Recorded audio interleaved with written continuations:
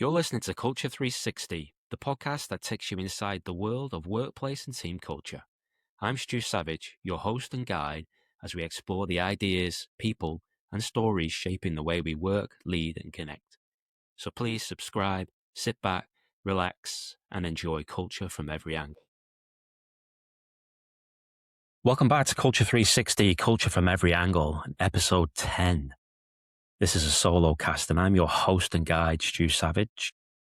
Today, we're talking about something that surrounds us every single day in organisations, in sport, in branding, in politics, and society, yet often goes unnoticed. Now, when people hear the word artefact, they often think about museums and history, objects, archaeology, maybe even buried treasures and ancient jewels, just like Indiana Jones. But in organisational culture, artefacts are something much more immediate. The godfather of culture, Edgar Schein, one of its leading thinkers, described artefacts as the visible elements of culture, the things people can see, hear, experience, and observe. Things like the office layout, uniforms, language, rituals, meetings, stories, logos, symbols, even the atmosphere in the room. Artefacts are the visible expression of what sits underneath a culture. And what's interesting is this: before people understand your strategy, your values, or your leadership, they experience your artefacts first. People feel the culture before they fully understand it. You can walk into almost any organisation and sense it immediately. Is it welcoming, cold, collaborative, rigid, fearful, energetic? Do leaders sit amongst the team? Do meetings invite discussion or shut it down? These are all artefacts, and artefacts are constantly communicating whether organisations realise it or not. Because artefacts are signals. They tell people, this is what matters here, this is how we behave, this is who we are. Now on Culture 360, we've spoken before about the danger of values that only exist on the wall. And we still agree with that. Posters saying people first means very little if leaders treat people poorly. A slogan about teamwork means nothing if ego and silos are rewarded. Artefacts without behaviour underneath are hollow. But that does not mean artefacts are meaningless. Far from it. Artefacts become incredibly powerful when they align with real values and authentic experiences. Because symbols, rituals, and visible cues shape emotion, memory, identity, and belonging.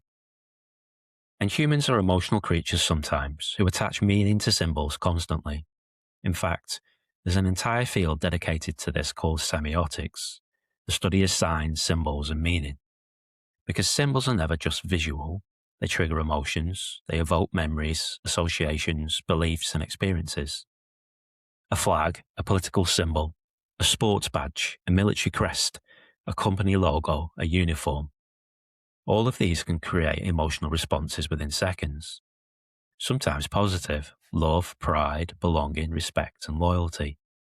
And sometimes deeply negative, fear, distrust, disdain, anger, even hatred.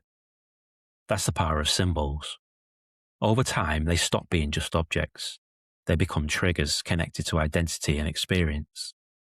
That's why people tattoo sports logos on their bodies, or Iron Man tattoos on their calves. Why national flags can unite countries, it's why uniforms command authority, and why certain brands create fierce loyalty. Because organisations, consciously or unconsciously, are constantly communicating through these symbols. Think about sport. Why do teams utilise lions and eagles and bulls and hawks or tigers on their badges and symbols? Because symbols communicate traits instantly. The lion represents courage and dominance. The eagle represents power, vision, pride, and authority. Bulls represent aggression and resilience. These symbols aren't accidental. They're chosen deliberately because organisations want people to feel something or remember something. Take the eagle. The Romans used the eagle as a military standard representing strength and imperial power. Centuries later, the eagle appeared in governments, military insignia, and eventually sport. The Nazis also adopted the eagle during World War II as a symbol of nationalism and authority. Yet today, the bald eagle is one of the most recognisable symbols of freedom and independence in the United States. The same animal, completely different meanings. And that's fascinating from a culture perspective, because symbols themselves don't automatically create meaning. People create meaning through history, stories, language, behaviour, and emotional association. And we still see birds heavily today in sport. Liverpool's liver bird, Tottenham's cockerel, Crystal Palace's eagle, Benfica's eagle, Lazio's eagle, and birds are throughout the NFL. And I experienced this firsthand when I visited both Benfica and Sporting Lisbon in 2025. On paper, both are giants of Portuguese football. Sporting Lisbon's produced Cristiano Ronaldo, Luis Figo, and Bruno Fernandes.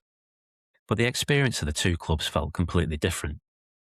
Benfica's artefacts created a powerful sense of professionalism, pride, history, and identity. The stadium tour was immersive, the museum celebrated the club's story and Eusebio. The branding was consistent and everywhere. Even on arrival, they handed me a free scarf, instantly creating a sense of belonging and connection. Everything reinforced this club matters, this club is proud of who it is. Now compare that to Sporting Lisbon. The experience felt far less intentional. It was difficult to find the stadium tour where to go. A staff member stood outside smoking a cigarette on a break. The pitch had been ripped up for summer relaying. There was no museum. And despite Sporting's incredible football history, the visible experience communicated something very different. And that's an important lesson in culture. People judge culture through experience, not intention, not reputation, experience. And artifacts are often the first experience people have. Artifacts shape perception, and perception shapes belief, and this extends well beyond sport. Think about Volkswagen. For decades, Volkswagen built a reputation around reliability, durability, and quality of German engineering. Then came the iconic V-dub Beetle in the 60s. Its design became more than transport, it became identity, trust. People weren't just buying a car, they were buying what the brand represented. But then came the emissions scandal, and suddenly the behaviour underneath the brand no longer matched the image being projected. And almost overnight, trust was damaged globally. That's one of the biggest lessons in culture. Artifacts can build trust over decades, but behaviour can destroy it very quickly. Because symbols create expectations, and culture is ultimately judged by whether the behaviour matches the story being told. Now here's the important part. Artifacts are not just logos and branding. Artifacts also exist in everyday workplace cultures. The way meetings are run, how people are onboarded, how leaders communicate, how success is celebrated, whether hierarchy dominates conversations, whether people feel heard. Even rituals themselves become artifacts. The Monday morning meeting, the team huddle, the annual awards night, the conference, the haka before an All Blacks test match. These rituals create community and they reinforce identity, because culture is built through repeated experiences. That's why artifacts matter so much. They help make culture visible. You can't physically see trust. You can't physically see values. You can't physically see belonging. But you can see the behaviours, the symbols, the rituals, the traditions, and the environment. Even the office layout tells a story. An open plan office may communicate collaboration. A large executive office may communicate hierarchy and power. Uniform tells these stories too. They communicate identity, professionalism, status, and belonging instantly. They say, you are part of this. And ultimately, that's the real point of artifacts. Artifacts are not the whole culture, but they are often the first clue. The logo, the ritual, the meeting, the badge, the stories, and the symbols. Together, they quietly teach people, this is how things work around here. And maybe that's the challenge I'll leave you with today.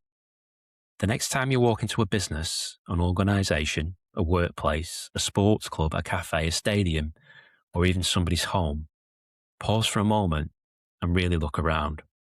What are the artifacts telling you? What story is the environment communicating before a single word is spoken? Look at the artwork, look at the photos on the wall, the memorabilia, the layout, the uniforms, the colours, the trophies, the symbols, the books on the shelf, the family photos, the atmosphere, the energy. Because all these things communicate identity. They communicate values. They communicate what matters. Artifacts are everywhere. And once you start consciously noticing them, you realize just how much culture is constantly speaking to us, often without saying a word. So maybe the real takeaway from today is this. Don't just listen to what people or organizations say about themselves. Observe what their artifacts reveal, because culture leaves clues everywhere. Thanks for listening. This is Culture 360, culture from every angle. If you enjoyed the Culture 360 podcast, and like me, you geek out on leadership and organizational culture, then please smash a like, subscribe, and share the podcast. Also, if you have any feedback or ideas, or you'd like to get in touch, then please connect with the Culture Room at thecultureroom.co.nz or on our various social media platforms. Thanks for listening.